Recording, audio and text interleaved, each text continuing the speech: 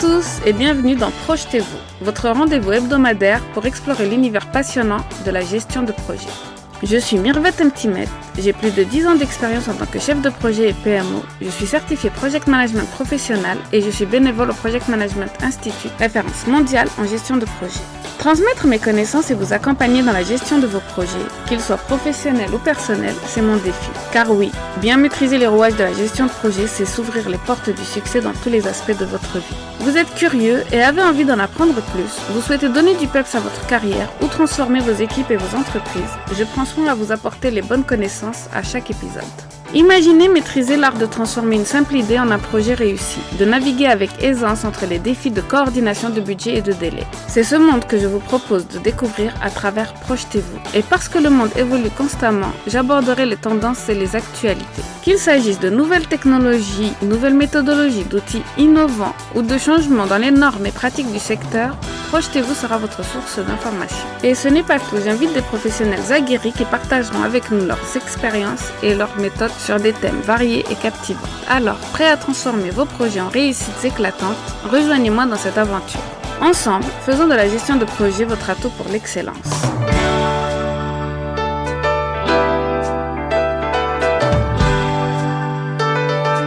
Dans cet épisode, j'ai l'honneur d'accueillir Laurent Tuffery, un expert reconnu dans les domaines de la psychologie, de la qualité de vie au travail et de l'inclusion dans les secteurs variés tels que l'ESS et les organismes de santé. Cet épisode et le dernier épisode sont vraiment consacrés à un sujet qui touche chacun de nous professionnellement et personnellement, la gestion de la charge mentale et le bien-être au travail. Je trouve cela vraiment important, surtout dans le podcast Projetez-vous, d'aborder tous les sujets de la gestion de projet et de toutes les problématiques que les gestionnaires de projet abordent.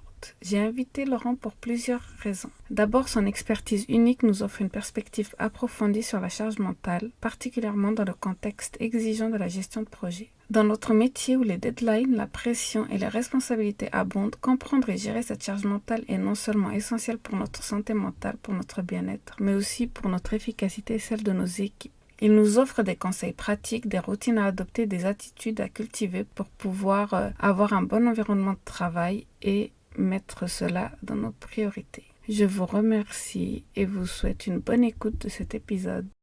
Bonjour à tous et bienvenue dans ce nouvel épisode de Projetez-vous. Je suis en compagnie de Laurent Tuffery qui est psychologue, coach et qui a comme thème principal en formation et consultation la gestion du stress et la psychologie.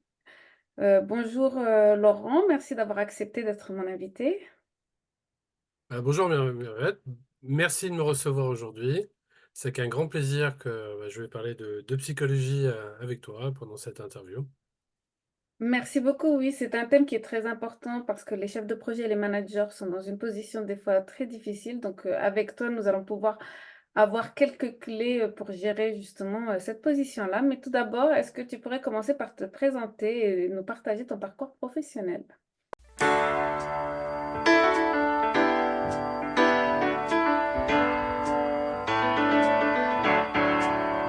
Alors, je suis Laurent Tuffery, j'habite dans la région de Tours. Aujourd'hui, je suis consultant, psychologue, clinicien, consultant, intervenant en prévention des risques professionnels et formateur.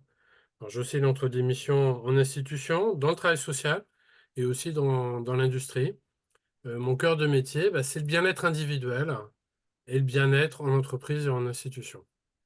Voilà, j'accorde beaucoup d'importance à la bientraitance aujourd'hui dans ma carrière, à l'éthique. Alors, je me base sur des méthodes actuelles qui sont les neurosciences, les thérapies brèves, les différentes innovations actuelles et qui permettent de proposer de nouveaux outils au service à la fois des patients dans les institutions, mais aussi au service des salariés et des managers. Euh, pour un management amélioré qui tend vers autre chose aujourd'hui, je dirais, dans les institutions, les entreprises françaises. Pour Ouais. donner quelques éléments, aujourd'hui, on peut dire qu'à peu près l'année dernière, 70% des salariés pouvaient déclarer un mauvais état de santé mentale. Voilà, que cela nuisait à leur travail. Une Est-ce personne sur deux, elle a des troubles du sommeil. 40% des personnes ont une fatigue chronique. Alors, les troubles anxieux, c'est une personne sur trois. Les troubles de l'humeur, la dépression, tu peux dire à peu près une personne sur quatre. l'épuisement professionnel, le burn-out, hein. Ça peut, toucher au moins un salarié sur quatre dans sa carrière. Enfin, c'est possible dans les statistiques. Donc, on a affaire quand même à une souffrance aujourd'hui psychique, une souffrance mentale qui est quand même bien installée, qui est répandue, aussi bien dans l'industrie, dans le service public, davantage dans le service public d'ailleurs. Ça, dans les statistiques, ça ressort davantage. Et enfin, dans tous les secteurs de la société française. J'avais l'année dernière si je me rappelle bien les chiffres, hein, que je ne dise pas trop de bêtises, mais on peut dire qu'à peu près en France, 65% des salariés se déclaraient stressés, selon une étude. Selon d'autres, on est sur d'autres chiffres. En Europe, on serait un salarié sur deux. Mm. Donc alors, est-ce que les études seraient plus favorables ailleurs ou est-ce que la France fait monter la moyenne? En Mhm. tout cas, c'est toujours des questions que je me pose aujourd'hui. Ben, Voilà. merci pour cette réponse assez complète. Et puis toi, dans ton expérience, donc je pense que tu interviens beaucoup donc, dans les entreprises, comme tu disais, les entreprises publiques, mais aussi privées. Quelle est comment approches-tu quand tu as ta mission, quand tu as justement, tu dois t'occuper de manager, de chef de projet ou encore de salarié avec la charge mentale? Comment opères-tu?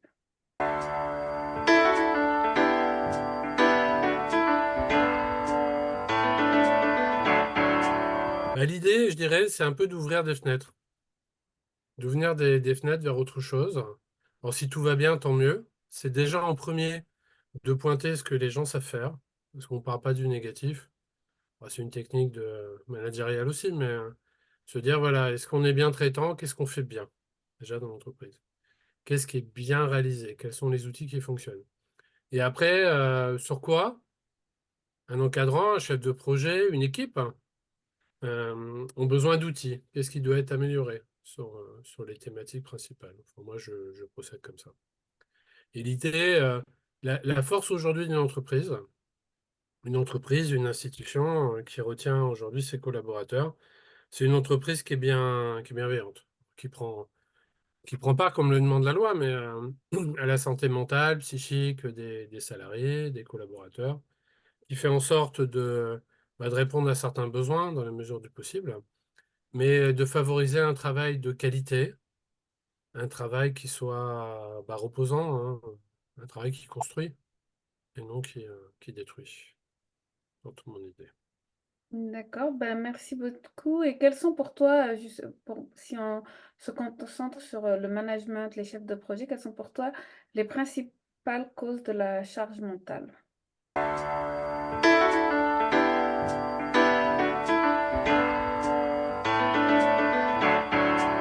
La charge mentale, aujourd'hui, pour moi, un manager, d'un fois, il doit s'occuper du chiffre d'affaires, il doit s'occuper de sa clientèle, il doit s'occuper d'une démarche qualité, il doit s'occuper de chiffres, il doit s'occuper de comptabilité, il doit s'occuper de la santé des salariés, ce qui n'est pas forcément toujours, je dirais, super bien enseigné dans nos formations.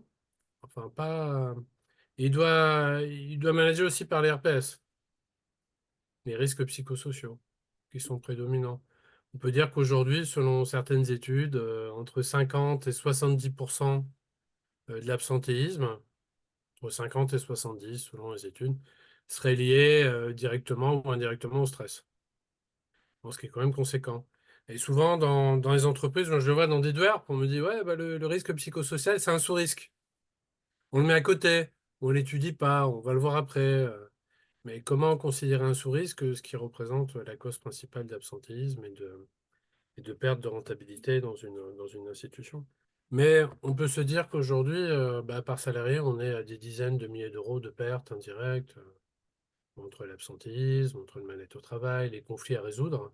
Tout ça, c'est de la perte de productivité. C'est dans les hôpitaux, les institutions de la perte de qualité envers les patients. Donc, un manager aujourd'hui, sa charge mentale, elle est aussi occupée à résoudre ces problématiques de santé au travail. Bah justement, merci beaucoup. Qu'est-ce que tu conseillerais tout d'abord à quelqu'un, un salarié qui fait face à cette charge mentale et aussi à son manager qui voit un petit peu, pour prévenir ou même pour justement mettre en place des solutions si le cas se présente dans son équipe?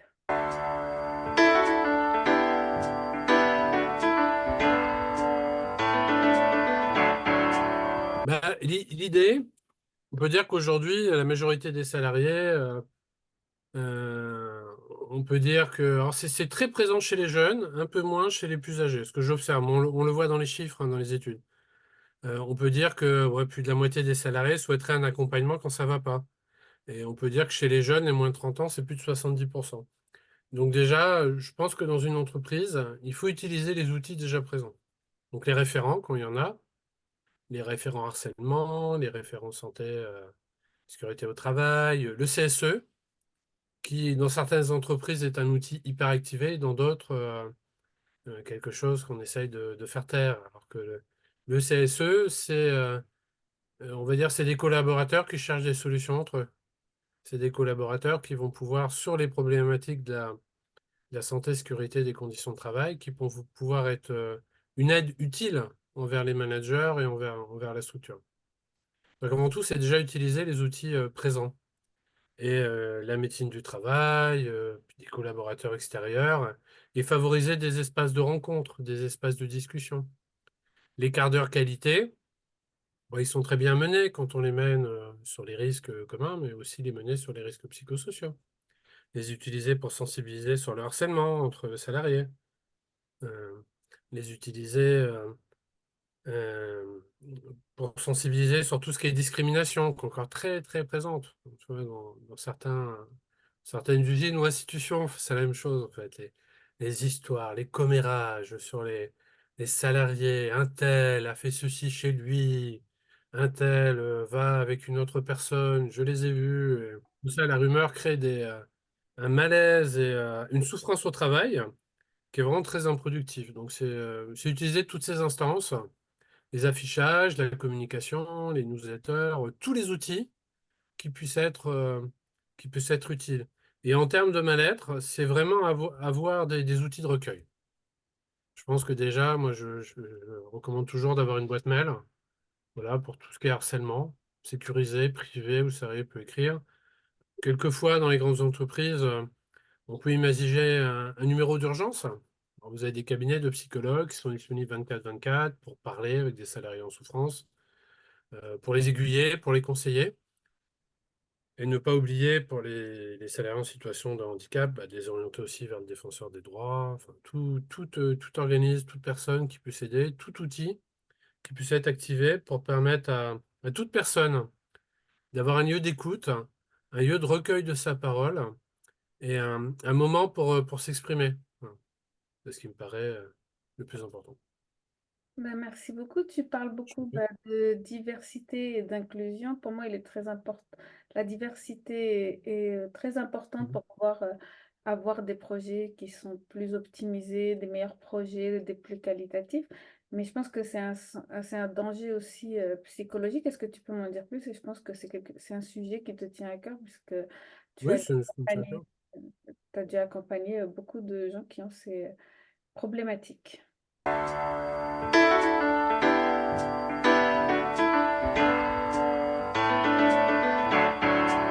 Il y a différentes études qui sont sorties cette année. Et une étude très sympa. Alors moi, je l'avais repris. Je vais reprendre quelques chiffres de Malakoff, qui disait que les services attendus par les salariés. On voit principalement donc des études de services hospitaliers ou dans les grands secteurs bancaires, on montre que c'est d'être accompagné quand on traverse une difficulté, une situation de fragilité.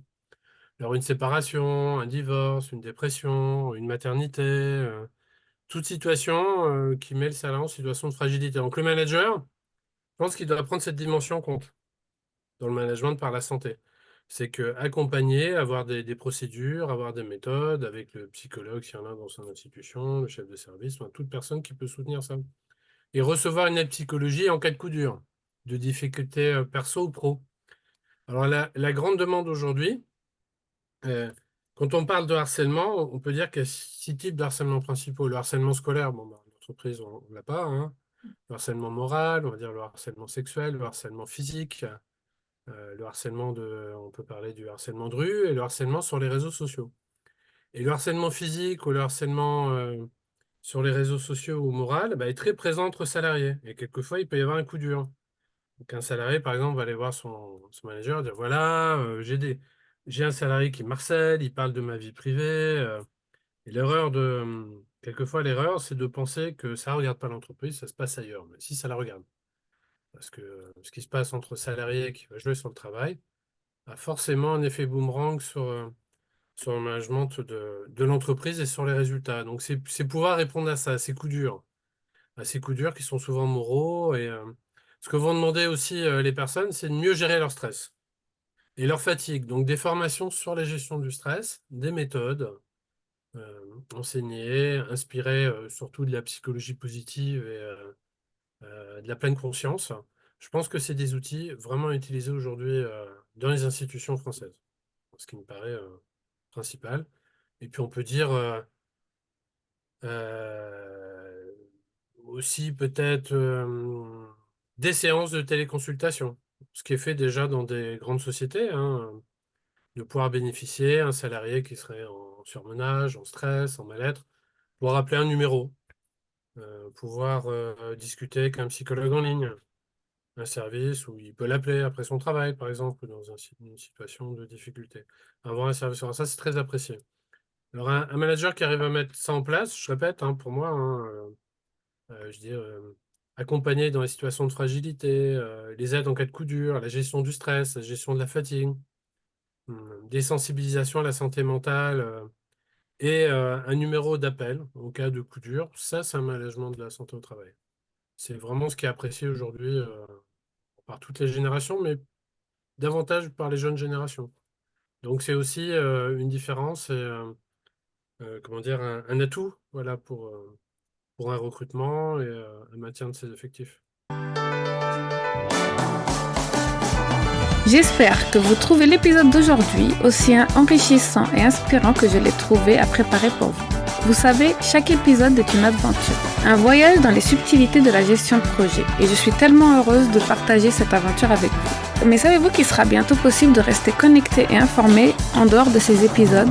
Et pour cela, j'ai une nouvelle excitante à partager avec vous. Ma newsletter exclusive est sur le point de voir le jour. Oui, vous avez bien entendu, une newsletter dédiée à la gestion de projet pour pouvoir l'appliquer en entreprise. Pourquoi s'abonner à cette newsletter?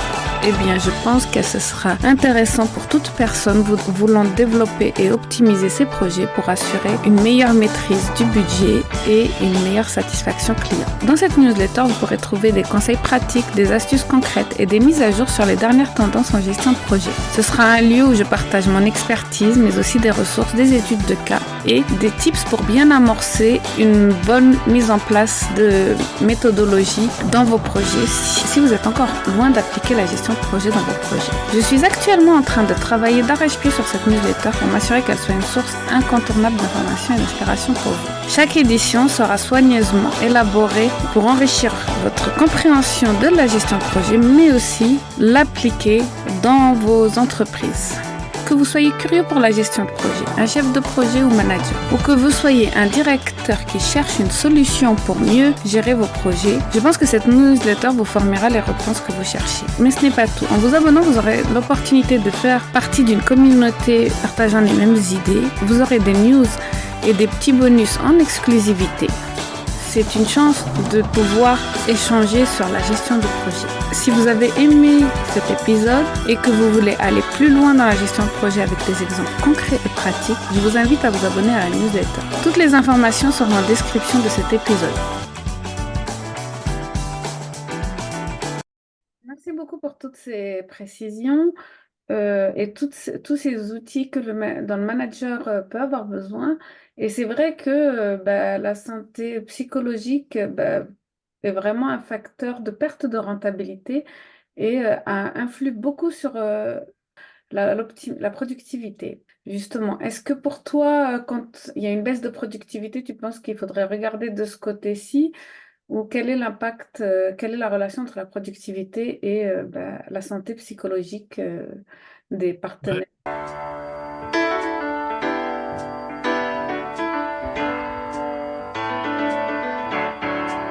Déjà, entre productivité et surtout, oui, productivité, parce qu'il y aura forcément une perte de gain, qui est logique, et puis surtout par rapport au recrutement et l'absentéisme. Mais je pense qu'aussi un manager, il doit être vigilant à certains préjugés. Parce qu'aujourd'hui, il y a toujours une différence entre hommes et femmes. Par exemple, les femmes déclarent davantage être en mauvais état de santé général, ont plus de troubles mentaux en entreprise.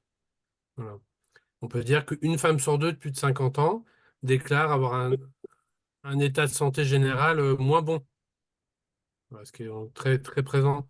Donc, il y a aussi, je dirais, un management qui doit être proche aussi des personnes en difficulté, ce qui me paraît très, très important.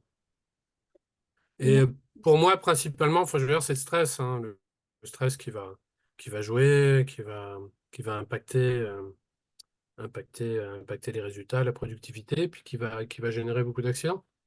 Quand on stresse, très simple, on peut dire dans le corps, il y a deux systèmes, hein. Un système de plaisir, moi je le vois comme ça, et un système de stress. Alors, le stress est un état naturel, c'est un système d'alerte qui nous permet de réagir, d'être présent. Mais quand il est permanent, il devient toxique. Alors, on sécrète des neurotransmetteurs, des molécules dans le sang qui vont sécréter du sucre, augmenter la tension cardiaque et qui vont produire un état de tension permanent avec un épuisement progressif. Euh, des problèmes articulaires, des problèmes musculaires, des problèmes de tension. Le stress va jouer sur les TMS. Moi, je vois souvent en entreprise des personnes stressées, elles ne respirent plus. Elles ont une respiration bloquée, la cage thoracique est coincée, le cou est tendu. Et on arrive à des problèmes, des troubles musculo-squelettiques qui sont très présents. Donc le stress reste, je dirais, un outil qui était, je parle d'un outil parce qu'on le considérait comme ça. On pensait dans les entreprises, bon, encore aujourd'hui dans certaines, que stresser c'est bon, mais moi je dirais non. En fait, hein. Moins on stresse, on peut être apaisé au quotidien et mieux c'est. Là, pourtant, beaucoup de chefs de projet ont ce stress-là pour livrer les jalons à temps, produire des résultats, rentrer dans les budgets. Puis souvent, ils sont sous-effectifs, que ce soit dû. Je sais que tu accompagnes les entreprises ou les institutions publiques. Est-ce que tu peux me parler de ces accompagnements? Des fois, c'est sous forme de stage ou...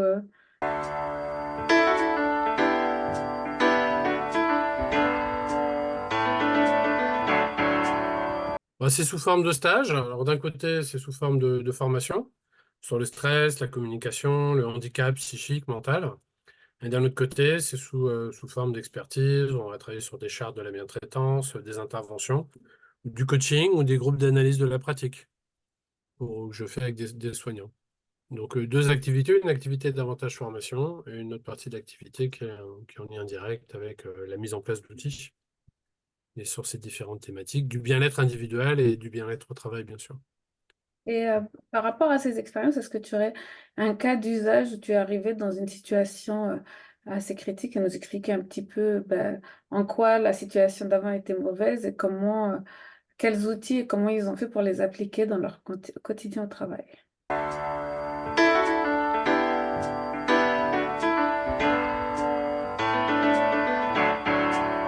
Moi, une expérience qui m'a été, j'ai beaucoup, alors, quelquefois, je vais quelques jours dans une entreprise, j'y retourne 6 mois ou un an après. En entre-temps, on communique par email, mais c'est de voir les résultats.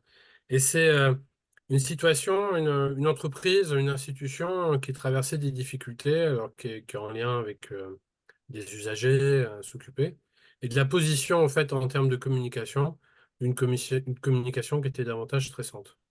Alors, on peut s'adresser à une personne, selon un indice transactionnel, d'adulte à adulte, je dirais, de parent à enfant, d'enfant à parent, et un professionnel qui serait dans un ton, une attitude trop infantilisante, ne peut pas aider une personne à évoluer dans son projet. Bon, c'est le cas d'un manager qui crie, par exemple, un manager qui va crier, qui va utiliser la peur, et il se met du côté du parent. Donc, il va évoquer chez ses collaborateurs, bah, il aura des réactions d'enfant. Un enfant, c'est soit il se soumet, soit il peut fuir, on veut dire, ou soit il peut devenir agressif à un moment et pas se laisser faire. Et dans tous les cas, avec des attitudes comme ça, on arrive, je dirais, à du conflit, de l'improductivité. Bon, cette institution a vraiment travaillé sa communication, considérer le sujet comme une personne à part entière, comme un adulte, devoir questionner, demander l'autorisation, adapter le ton de la voix, puis ça a apporté du résultat. Ça a diminué simplement les incidents, ça a permis euh, déjà peut-être aussi de revaloriser, on va dire, revaloriser les usagers dans une position d'empowerment, de direction de son projet.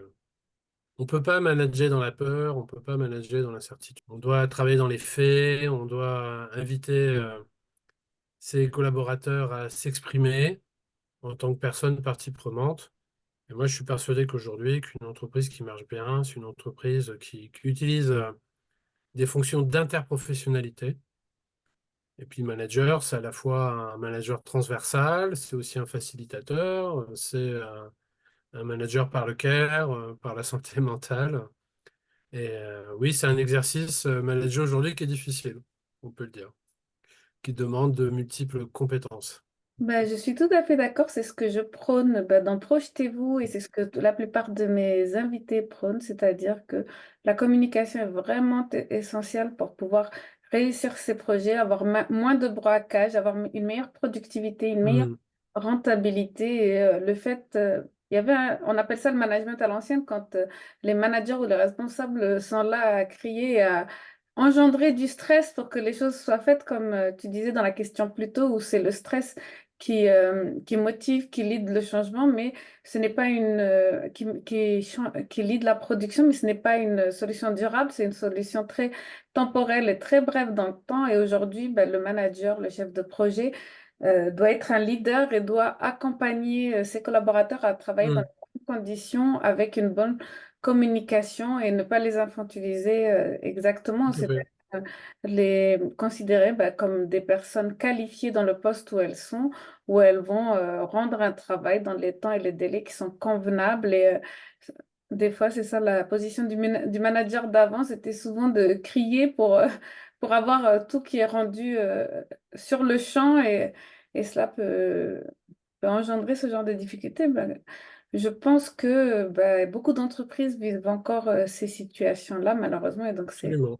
c'est sur leur communication qu'ils doivent travailler. Ce n'est pas parce que l'accélération de l'activité engendre du stress pour le manager lui-même, parce que souvent c'est peut-être le manager qui a des pressions au-dessus ou des pressions par rapport à des projets qui ne vont pas assez vite, qu'il faut donner cette pression à ses collaborateurs pour faire avancer les choses.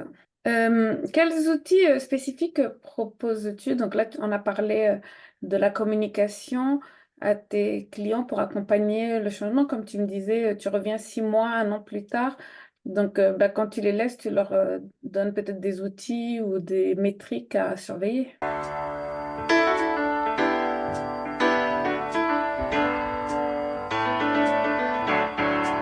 Alors, du côté de la psychologie, bon, après on construit des outils, hein, des procédures. Moi, j'aime beaucoup travailler sur les procédures, des procédures qui soient bienveillantes. Par exemple, je suis intervenu enfin, dans une usine de l'industrie et à chaque erreur, ils avaient cette procédure. Chaque ouvrier qui commettait une erreur, un oubli, recevait un courrier à la maison. Ah oui. Alors, imagine la peur que ça pouvait engendrer. Donc après, on a travaillé sur des procédures différentes, c'est-à-dire en cas d'erreur, rappeler, associer une enquête, hein, voir avec le CSE, c'est de déclencher des enquêtes. Si l'erreur elle est minime, c'est recevoir déjà le salarié, faire une sensibilisation avec lui entre son manager et le salarié. Si on est sur une erreur grave, un accident ou un presque accident, qu'il y a une enquête du CSE qui est déclenchée, associer le salarié à cette enquête, mais ne pas être dans le pointage des erreurs et je dirais que construire des dossiers sur tout le monde qui permettraient à tout moment de pouvoir se débarrasser d'un collaborateur.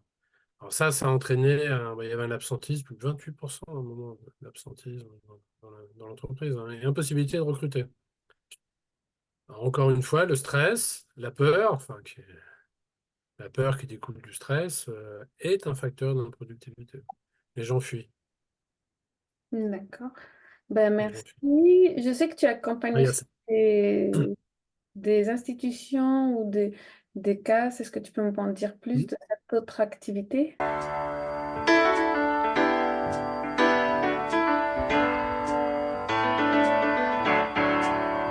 Alors, l'idée, pour moi, je dirais la méthode est la même, hein. C'est de la bientraitance, c'est de la bienveillance. Alors, la bientraitance, c'est pas l'absence de maltraitance, hein, mais c'est de pouvoir s'améliorer, d'être ensemble les uns avec les autres dans un climat serein. Et l'idée, c'est de travailler aussi sur la communication positive. Alors, moi, j'aime beaucoup utiliser la méthode des quatre jeux, la méthode OSBD, tout ce qui peut permettre de s'exprimer, de dire non, de manifester un mécontentement, de donner son avis, euh, d'agir avec assertivité sans blesser l'autre et déclencher des situations de conflit. Donc l'idée, c'est déjà de travailler sur ça et travailler sur des méthodes de psychologie positive. Mais je suis dans une entreprise pour que les choses se passent bien. Faut des bons rituels. Fait quoi le matin en arrivant? Comment on organise son trimestre, son année? Comment on communique? Tout ce qui peut faciliter les facteurs de reconnaissance, euh, la, la reconnaissance, l'expression psychologique des salariés, le sentiment de bien-être, d'appartenance. Tous ces facteurs qui peuvent être des facteurs de risque importants hein, dans les risques psychosociaux. L'idée, bah, c'est de contrebalancer et d'être sur un accueil positif. Alors, le manager, aujourd'hui, c'est ça, hein. C'est aussi pour moi un, un happiness, aussi un happiness manager. Donc, c'est beaucoup, on demande beaucoup, hein. Ces fonctions qu'on crée dans les grands groupes d'happiness manager. Je suis intervenu avec des happiness managers, c'est intéressant. Mais c'est aussi la part du manager, hein. C'est créer des rituels qui facilite, qui crée de l'image positive. Voilà. Quand un collaborateur, il sait que le lendemain, il va avoir des sourires et il imagine des scènes agréables, qu'il va pouvoir travailler en sécurité, euh, qu'il va pouvoir organiser son temps, quand c'est possible, hein. Bah, c'est qu'une personne sera davantage motivée à venir. L'image positive, créer des émotions positives, c'est créer de la motivation. Si on crée de l'image positive ou des émotions négatives, on démotive les personnes, on crée de l'apathie, de l'anédonie, à un moment, c'est plus possible. Tu viens de me parler d'un sujet que j'aime bien, c'est la dopamine, c'est sécréter de la dopamine, ça peut augmenter la productivité et améliorer bah, la qualité des projets, justement, par Hmm. rapport ou quand ils sont plus heureux, ils savent qu'il y a des sourires, l'équipe est Hmm. motivée, l'équipe est bienveillante, donc c'est un cercle vertueux, et puis ça sécrète de la dopamine qui, à l'inverse du stress, va aussi améliorer la productivité et la qualité du Hmm. projet. J'en parle des fois dans certains de mes posts, donc c'est bien d'entendre en parler. La motivation, l'adresse, voilà, une personne qui est trop en situation de stress, bah, va se faire mal à un moment. Elle commettra des erreurs, elle aura des réactions. Il y a plusieurs types de réactions face au stress. On peut soit avoir des actes fous, on peut dire l'expression, se tirer une balle dans le pied, faire n'importe quoi, se mettre à fond dans le travail, fuir. Mais l'idée, c'est dans une attitude positive. Donc oui, les situations de plaisir, ça sécrète de la dopamine, ça sécrète aussi d'autres hormones, d'autres neurotransmetteurs, hein. C'est tout un bouquet assez complexe, comme le stress. On parle du cortisol, mais il n'y a pas que ça, c'est assez complexe. Et, et à la fois entre le système de plaisir et le système du stress, mais il y a un troisième état, hein, c'est de pouvoir à un moment être dans le moment présent, de vivre les choses au jour le jour, ce qui est compliqué pour un manager, ce qui est compliqué pour un chef de service, ce qui est compliqué pour un directeur qui a affaire à ses chiffres, qui a affaire à du conflit, qui doit anticiper, mais d'avoir un positionnement où on est dans l'instant présent, au-delà du stress et du système de plaisir. On peut apprécier les choses telles qu'elles sont. Voilà, simplement. Alors, c'est un autre état d'esprit. Alors, aller vers ça, c'est aussi plaisant, hein. C'est un poste plaisant, c'est une entreprise accueillante, c'est un moment qui est bon pour une équipe, si on peut dire. Merci. Est-ce que tu fais aussi des accompagnements individuels? Et dans tes accompagnements individuels, comment opères-tu et comment fais-tu? Quand je dis individuel, c'est individuel dans le milieu du travail. Je sais que tu privilégies les bilans de compétences ou des choses comme ça.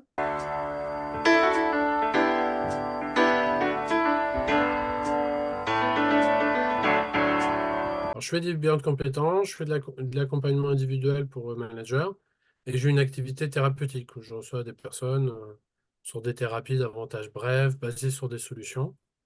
Euh, Aussi bien, je vais utiliser alors, dans l'accompagnement pour les encadrants, je vais utiliser de la psychologie positive, la PNL, l'analyse transactionnelle, et j'aime bien utiliser l'hypnose aussi, l'hypnose érectionnelle ou l'auto-hypnose.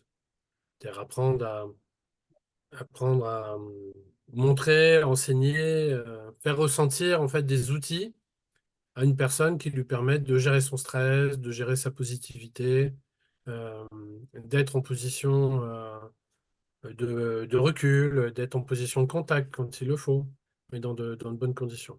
Et l'idée, c'est quelque part, non pas un contrôle, mais une connaissance de ses émotions, de pouvoir les utiliser et pas être dominé par elles. Mais ouais, je comprends très bien, hein, puisque les émotions, comme on a dit, ça peut être de la colère ou des choses comme ça. Et dans le Hmm. milieu du travail, on peut dire que c'est inacceptable. Et on peut dire que donc pour un manager qui est assez colérique ou il faut qu'il puisse le gérer autrement que de le reporter sur ses collaborateurs ou sur ses équipes. Merci beaucoup. Pour terminer, quel conseil Je donnerais-tu t'en à prie. quelqu'un qui cherche à améliorer sa gestion de charge mentale ou à développer sa carrière dans le contexte actuel du monde du travail?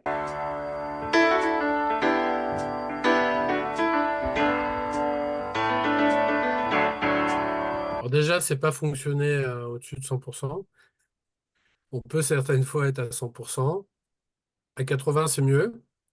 Donc, d'accepter aussi ses limites, d'être sur un système d'évolution, pas un système d'évolution permanent, et aussi de respirer, de penser à s'oxygéner.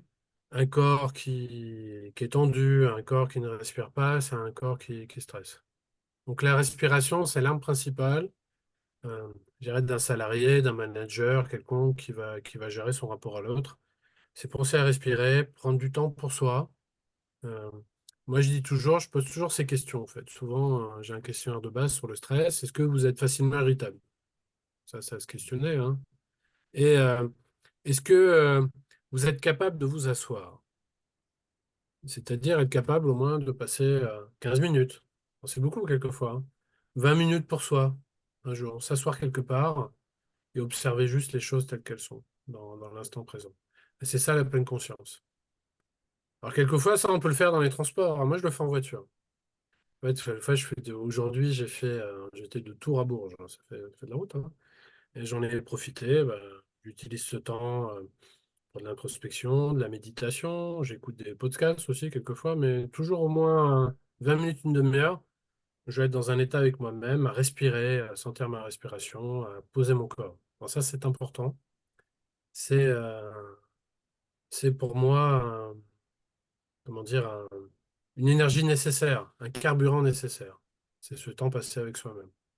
Aujourd'hui, un encadrant qui donne tout son temps, qui s'oublie, c'est compliqué. Voilà, c'est souvent la source de burn-out aussi ou de problèmes anxieux et de troubles somatiques importants. Donc, prendre du temps pour soi et respirer. Ah, je pense que Et c'est communiquer. Et travailler les techniques de communication. Communiquer, alors, il y a des gens qui ont ça de façon innée, mais ça s'apprend en fait. Il y a derrière une éducation, il y a des méthodes. On va utiliser les techniques de PNL et de la communication positive qui est enseignée aujourd'hui. Il y a des professionnels comme moi qui l'enseignent, mais aussi il y a d'excellents ouvrages, d'excellents podcasts, des MOOCs en ligne. Enfin, on peut trouver beaucoup d'outils qui aident en fait à améliorer ces interventions. effectivement, moi je prône beaucoup ton dernier point qui est la Merci. communication. Et vraiment, un chef de projet, un manager doit vraiment avoir cette compétence et doit comment dire, et doit l'apprendre s'il ne les a pas, doit vraiment la développer pour pouvoir agir au mieux. Et puis merci d'apporter aujourd'hui la méditation, respirer, prendre de l'air, avoir un temps, 20-25 minutes pour faire une introspection et bien respirer parce que si on n'a pas le temps de faire ça, c'est qu'on est trop, c'est que nous ne sommes pas maîtres de notre temps et qu'on est trop bouleversé par la vie, euh, Hmm. trop derrière le temps. Et je pense que effectivement, c'est nécessaire, quel que soit notre métier, quel que soit notre rôle, d'avoir 20-25 minutes pour justement méditer, penser à respirer. Et ça peut éviter, je pense que bah, ça peut même éviter des gros soucis bah, de santé, justement, de voir, Absolument. d'avoir ceci. Ça permet aussi de prendre du recul, de bien réfléchir. Moi, des fois, je pense même juste, je pense, et puis je me dis, bon, il me reste quoi à faire dans la semaine? Comment je peux l'organiser? Quelles sont les choses que je n'ai pas besoin de faire finalement et que je pourrais Mm. euh, enlever pour pouvoir avoir plus de temps et puis être moins en train de courir derrière la montre. Donc, On peut utiliser il y a plein de techniques pour ça, la matrice d'Eisenhower, par exemple, on peut l'utiliser pour s'organiser, enfin, faire une deadline. oui. Je pense qu'un outil important pour conclure, je pense qu'il faut ritualiser une semaine. Il faut des événements positifs, il faut des événements qui terminent une semaine. Et il faut utiliser aussi, en GIFO, c'est pas un bon terme de communication, mais je dirais la gratitude.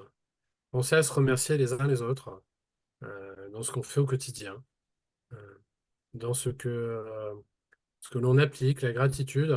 Et j'aime beaucoup utiliser aussi les accords Toltec. Ça reste une base importante euh, dans l'approche de l'autre. Une parole impeccable, ne pas prendre les choses pour soi. Je dirais aussi ne pas faire de suppositions et poser des hypothèses et accepter qu'on fait de son mieux. Et en règle générale, moi, je vis jamais la perfection. Je me donne toujours un chiffre 80-20, 90-10. C'est-à-dire 80% du temps, 90% du temps, si ma communication est adaptée, tant mieux. Si 20 à 10% du temps, je vais commettre, moi, je dirais quelques erreurs, quelques oublis, bah, ça va. Eh ben, c'est super. Ça Je va pense que bien. c'est vraiment là, tu finis en beauté avec les accords Toltec auxquels je suis très très fan et surtout ces rituels bienveillants au lieu des rituels. Oui, montre-moi chaque semaine les chiffres, chaque semaine les résultats, chaque semaine là. euh, en Qu'est-ce que avoir tu vas faire la semaine prochaine? On est vendredi, non? Oui, rien à dire. ça, ouais, on peut avoir bah, un équilibre entre les deux et puis une harmonie qui permet bah, de vivre mieux, de vivre mieux. Ben, Merci pour tout ton travail. On est vendredi. Je te propose de boire un thé. Et puis lundi matin, on parlera de ta semaine avant de la commencer. Et je veux que tu passes un bon week-end. ah, Dans une gratitude comme ça, bah, c'est un effet boostant. Euh, Vos collaborateurs, ils seront beaucoup plus performants le lundi. Si vous les stressez le vendredi soir, ça marche pas. Et ah, 80-20, hein, 80% du temps, on est au top. Puis 20%, on peut un petit peu dérailler. Tout va bien.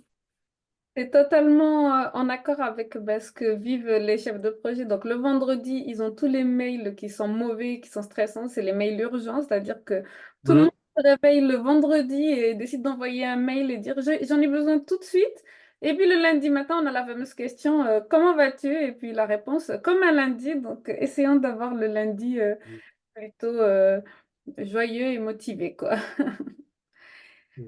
Alors, Laurent, pour nos chers auditeurs, où est-ce qu'ils pourraient te retrouver? Quelles sont les actualités s'ils avaient besoin de poser des questions bah, sur les thématiques que tu as abordées dans l'émission? Oui.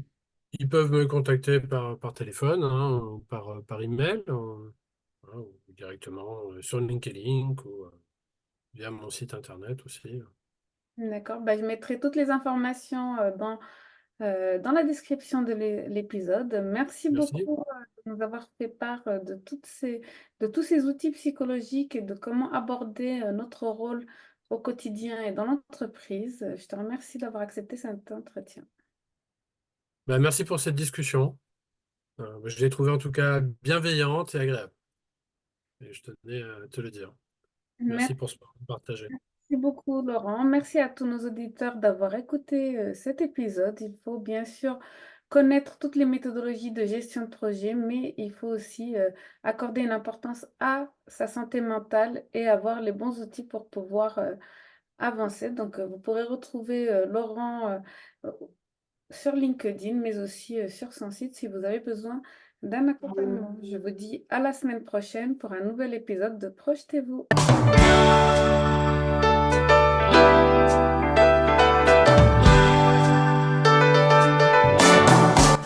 voilà, c'est la fin de cet épisode de Projetez-vous, abordant la gestion de projet sans complexe. La gestion de projet, c'est bien plus qu'une série de tâches et de délais. C'est un voyage passionnant vers la réalisation de vos idées les plus audacieuses. J'espère que ce podcast vous a offert des perles de sagesse, des conseils pratiques et cette petite étincelle d'inspiration. Un grand merci de m'avoir accompagné aujourd'hui.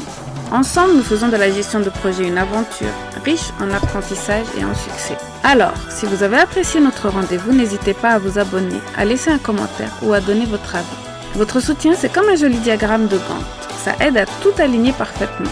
Pour des échanges plus directs, retrouvez-moi sur Instagram.